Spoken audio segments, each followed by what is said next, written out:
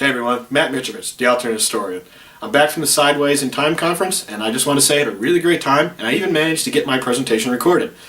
To be honest, quality's not great, and I'm a pretty crappy public speaker, but I think you'll enjoy it, and it's probably the only place you're going to find someone talking about the online alternate history community in an academic setting.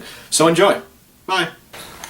Matt is the editor and founder of Alternate History Weekly Update blog, and a contributing blogger at the e-magazine Maiden Stories. He has published several speculative fiction short stories for various small press anthologies, and wrote his conflict journey in Chicago. Today he is presenting a paper, Warping History, an overview of fans and creators of alternate history in the internet age. Hi, everybody. Outside the attention of mainstream media, there exists an online community of self-published authors and collaborators who consistently produce alternate history content for fans and other creators like themselves, whose contributions to the genre need to be recognized. The internet facilitates communication between this small and dispersed community of well-read amateur historians with interest in speculative fiction, allowing them to establish their identity, adopt terminology, and form countless factions unique from other speculative fiction fandoms. The popularity of alternate history from the 1980s to the present would not be possible without this dedicated community of creators and fans. The proliferation of the internet and communication opportunities it provided was paramount for this community's creation, and without it, the community would never have risen in the first place, which would prevent alternate history from being anything more than an obscure branch of science fiction. Picking an exact starting point for the community is difficult, but since alternate history is primarily a literary genre, it usually began with the first book that inspired it. For Charul, a prolific author who is often called a master of alternate history, he credits novels like De Camp's Let Darkness Fall, Cantor's If the South Had Won the Civil War, Dick's The Man in the High Castle, and Laumer's Worlds of the Imperium. I, however, wanted to focus on those lesser-known individuals whose work goes unnoticed, such as Robert Schmuck, his last name right, founder and administrator of Uchronia, the alternate history list, who was inspired to create his bibliography after finding a copy of Robert Silverberg's The Gate of Worlds in the 1970s. Except for those individuals who attended science fiction conventions, alternate historians had few outlets during the 1980s to communicate their interest in alternate history. The arrival of the internet allows fans and creators to communicate, and their first interactions began with Genie, an online service that competed with AOL from 1985 to 1996. Through its CB chat and round tables, writers and fans would communicate with each other and toss story ideas around. Prominent authors who participated in these discussions included Turtledove, S.M. Sterling, and Stephen Barnes, and many ideas they shared on Genie became published novels in the years to come. The end of the Cold War marked the arrival of new authors, recognition among publishers that there was a niche to be served, and predictions of a boom in alternate history, what with new multi-book series and anthologies of short fictions being published. In the same decade, we also saw serious interest in counterfactual history among scholars. We must ask what sparked this increasing interest in alternate history among SF readers. Historian Richard Evans, in his critical look on counterfactual history, provided several reasons, including the fall of the great ideologies, uncertainty about the future, the rise of fantasy in mainstream entertainment, the emergence of postmodernism, and wishful thinking on the part of the author and the reader who was unhappy with the present. Matthew Snyder Mayerson, however, suggested that it was the book publishing industry that can be credited with the popularity of alternate history. According to him, alternate histories promote high-concept ideas that attract readers' attention with iconic book covers. This is always the one I like the most. You see Hitler in church when people you wouldn't expect to see standing next to each other in front of a very large and not human weapon. This is kind of the book that actually got me involved in alternate history, so I really want to include it in my presentation. Ian Montgomery, founder of AlternateHistory.com, on the other hand, suggested that people are drawn to alternate history because it allows you to be creative, but also have an analytical challenge that doesn't require artistic talent, but does require knowledge and clear thinking. Regardless of the reasons, more alternate history books were being created, and more readers were seeking them out. In 1991, Robert Schmuck posted the Usenet alternate history list on the Usenet newsgroup, which was a discussion forum service similar to Genie. The original list contained 250 works of alternate history that was compiled with the help of Evan Lieber. The first web version of the Usenet alternate history list was posted in 1995. In 1997, it became web only. It was renamed Uchronia, the alternate history list. As time went by, the number of works on Uchronia increased. From the original list of 250 works in 1991, Uchronia now reports it has over 3,200 novels, stories, essays, and other printed material. One unique features of Uchronia is its divergence chronology, which lists 2,045 of its entries in the order of when they diverge from our history. As more works became labeled as alternate history, people began to notice certain trends emerge. At the Boscone 28 convention, Mark Heller stated that the most common alternate histories in English language are based on World War II and the American Civil War. The reason why these two eras of history are important, at least in the Anglo-American world, could be because those cultures consider those eras to be, as Turtledove calls them, the great choke points of their histories. Contrast this with French alternate histories, where alternate histories focusing on Napoleon are more popular than World War II or American Civil War alternate histories. This suggests that the popularity of alternate history depends mostly on the recognized choke points of one nation's history, since these are the areas of history readers are likely to know the most about. By the mid-1990s, alternate history had formed into a recognizable subgenre of speculative and historical fiction. Snyder Marison considers 1995 to be the birth year of the genre, with the creation of the Sidewise Award for Alternate History by its founders Stephen Silver, Evelyn Lever, and Robert Schmuck. Awarded every year at Worldcon, the Sidewise Awards were one of the first attempts to recognize excellence in alternate history and to define the boundaries of the genre. Publishers have accepted the authority of the Sidewise Awards by listing the award on book jackets for those novels that are honored. The idea for the award was first brought up by Silver in 1994 to Lever and Schmuck over Usenet, but they weren't presented until 1996. The awards have been presented every year since, but the debate on what actually constitutes alternate history continues, with each judge bringing a different perspective. There are two important points to take away from this history of the Sidewise Awards. The first is the role the internet played in the creation of the awards. Silver did not meet Lever or Schmuck in person, but got to know them through the communications over the internet, where he discovered they shared an interest in and knowledge of alternate history that matched his own. Thus, the internet helped create an entity that went on to establish and police the boundaries of the genre itself. The second point is that this initial meeting of the minds happened over a Usenet group and not Genie. In 1996, Genie was sold, and the alternate history community began to decline shortly thereafter. Presumably, the community had migrated to Usenet groups like Source History What If, which was founded in 1995. Many prominent alternate historians were active on this group, including Schmuck, who wrote the FAQ. What was unique about the members of Source History What If was that they not just discussed various what if questions, but they also posted their own original works of alternate history. These works could range from fake textbooks to long narratives featuring multiple points of view. Several prominent works included Dystopia for All Time by Chester A. Arthur, which is set in an alternate Cold War after Franklin Roosevelt died suddenly in 1941. And succeeded by Henry Wallace. And then we also have Bobby Hardenbrook's Shattered World, which is set in a war where the Soviet Union invades Poland in 1936, touching off an earlier conflict with Germany.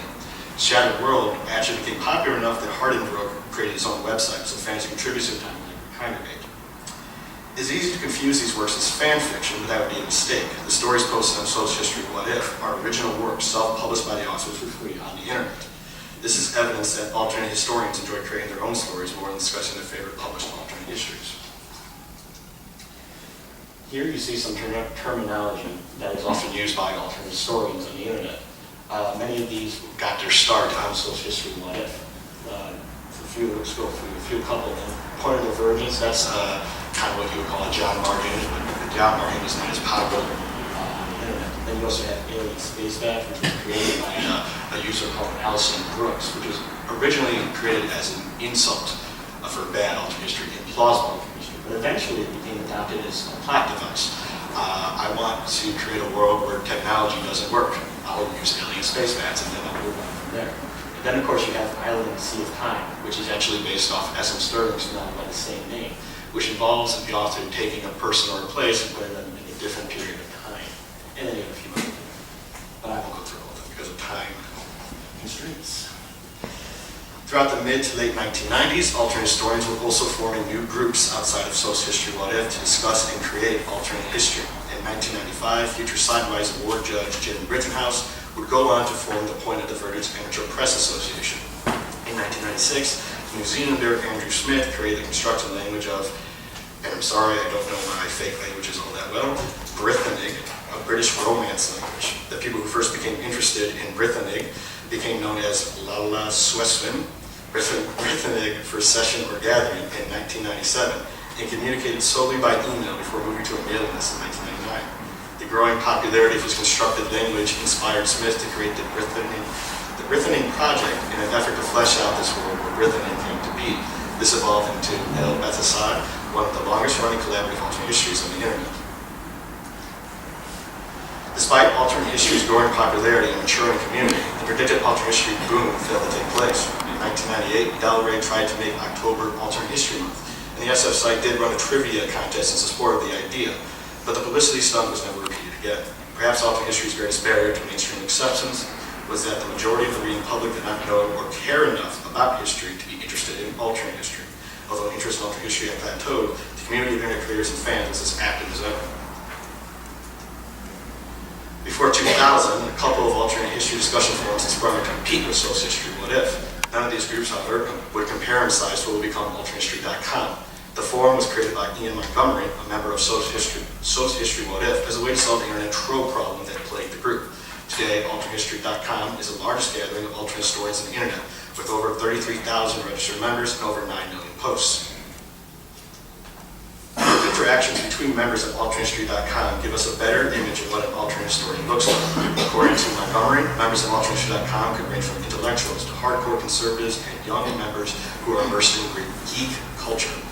From several informal polls done by members, we see that the average member is a young male, primarily English-speaking and of European descent. They have a strong interest in history, are either non-religious or Christian, and are usually leftist in their politics, but with a strong libertarian tendencies. While these polls are unscientific, they nevertheless confirm Schneider and Maris's findings that the average alternate historian is male with anti-status libertarian politics. Although Evans did find many counterfactual historians to be strongly conservative, alternatehistory.com suggests that the average counterfactual historian, who can have Eurosceptic views and a distrust of leftist history, is a different breed politically from the average online alternate historian. Nevertheless, from this portrait of average member of alternatehistory.com, we notice a lack of diversity among the community. For example, few alternate historians are women. Why one or not are as attracted to the genre as men is unclear, but perhaps the genre's focus on military history being one of the issues. Furthermore, while there are many small online communities from around the world, the majority of alternate historians are culturally Anglo-American. From America's perspective on race, most creators in the genre are also white. This lack of diversity is troubling for the future of alternate history, but the reasons for it remain unclear as few have tackled the issue.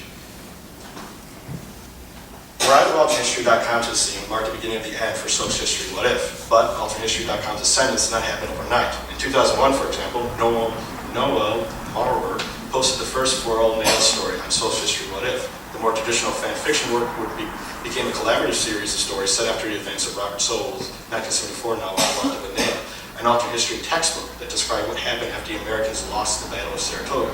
It remained a British colony, while the former rebels fled to Texas and eventually conquered Mexico. The stories were later archived on its own website and wiki. Meanwhile, the Brit and Nick project's popularity increased as contributors completely fleshed out the world and created new constructed languages, like Winnet Dick, a Polish romance language created in 2002, and the first version of the Il-Bethesai Wiki was also created in 2003, which became the archive for information in the project. Additionally, a new community of alternate historians arose to rival the growing community of OtherTimelines.com. Called Other Timelines, this collaborative community built the timelines that could be explored by clicking on the site's calendar. This multiple events from different histories could be seen at once by clicking on just one day.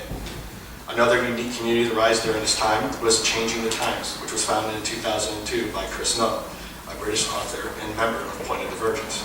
Changing the Times is an online magazine or e-zine of alternate history that anyone can submit their work for inclusion in hopes of creating an online archive. Changing the Times attracted some attention from the alternate history community, but in 2006 it was temporarily replaced by a porn site. After resolving that issue, Nuttall handed the reins of Changing Times over to David Atwell, an Australian historian known for his online alternate histories, and called one of the most prominent local counterfactualists by David Dale of the Sydney Morning Herald. Changing the Times and other alternate history groups that preceded it represent a unique characteristic among alternate historians. They've always been willing to self-publish their vision of alternate histories online without any form of reimbursement. Of course, not everyone gave their work away for free. The increasing number of alternate history works being added to Uchronia was testament to that fact, but alternate historians had few professional publications dedicated solely to their works. That would change in 2003 with the first issue of Paradox, the magazine of historical and speculative fiction, which was published by its editor, Christopher Savasco. Paradox featured short stories with historical setting and included traditional historical fiction as well as works of alternate history, historical mysteries, historical fantasy, time travel, Arthurian tales, and retold myths. Alternate history's popularity, however, did not create sales for Paradox. In 2009, Paradox published its last issue after it failed to acquire the necessary funding to stay in print. This wasn't, however, the end of professional magazines of alternate history fiction. The next year, Mark Lord published the first issue of Alt His, a magazine dedicated to publishing alternate history and historical short fiction that's still being published today. Perhaps the most successful professional publication for web original alternate histories came out of Eric Flynn's 1632 series, which followed the adventures of people of Grantville, West Virginia, after they were transported to the middle of Germany during the 30 Years' War. Since 1999, there's been a large presence of 1632 fans located at the Baines Bar Discussion Forum, but it wasn't 2003 when Dan Robinson founded 1632.org that the community began to organize itself and even hold mini conventions for 1632 fans. In the same year, the first Grantville Gazette was published, which included original fiction set in the 1632 universe for fans of the series. Actually, skip this if you guys don't mind. I'll go back to it later, maybe if I have time. While 1632 Expanded Universe grew, Ian Montgomery updated the format for AlternHistory.com in 2004, and the site became dominated by its discussion forum. Since then, numerous timelines and stories have been posted by board members, with few as influential as Jared's Alternate History Dystopia. Decades of darkness. In this alternate history, the early death of President Jefferson led to the Embargo Act never being repealed, and thus New England states secede, causing the United States to become aggressive and expansionist slaveocracy. Jared concluded this timeline in 2009, but its style and theme was highly influential on other members of the site. It has also won multiple Turtle Dove Awards, the AlternHistory.com's annual award given out to works published on the site. Decades of Darkness is influential because Jared was inspired in part to write the timeline as a way to create a more plausible version of Sterling's Dracula universe. The Dracula universe is an alternate history series where the British loyalists end up settling in South Africa instead of Canada and eventually create an aggressive slave empire that conquers the world. Many people have tried to create more plausible versions like Jared, including Ian Montgomery. In fact, the criticism of the timeline is so widespread that even Sterling was forced to acknowledge it. And although Sterling is not without his advocates, controversy regarding the work and some of Sterling's political views has continued to dog the author. AlternHistory.com cites importance among alternate historians, many attractive professional authors as members such as Sterling and the Australian author John Birmingham, much as others were attracted to Genie decades earlier. Sterling, however, was quite outspoken, especially on politics and religion. And after making what some felt were disparaging comments about Muslims, he was banned from AlternHistory.com in 2007. Bans based on board members' politics are unheard of on AlternHistory.com. For example, last year, several members were banned temporarily or permanently for supporting the Gamergate movement. Sterling's ban, however, was significant that it wasn't just a professional author getting banned from the largest gathering of alternate stories on the internet, but one who had significant impact in shaping the modern genre. Sterling's ban highlights an important aspect of the online alternate community. Ian Montgomery stated he doesn't consider his board members fans in a traditional sense, but as creators in their own right. The number of threads on AlternHistory.com confirms the sentiment. As of February 22, 2015, the subforums Alternate History Discussion Before 1900 and Alternate History Discussion After 1900 had 44,732 and 54,119 threads, respectively. Alternate History Books and Media, on the other hand, has only 6,599 threads. Based on what Montgomery said, we get a clear understanding of what alternate historians think of each other. Although they may read traditional published works of alternate history, they think of themselves as creators first and foremost. Thus, someone who publishes their work professionally is held in the same regard as someone who publishes their work for free on the internet. Professional creators are not held in awe and are subject to the same rules as communities established to govern itself.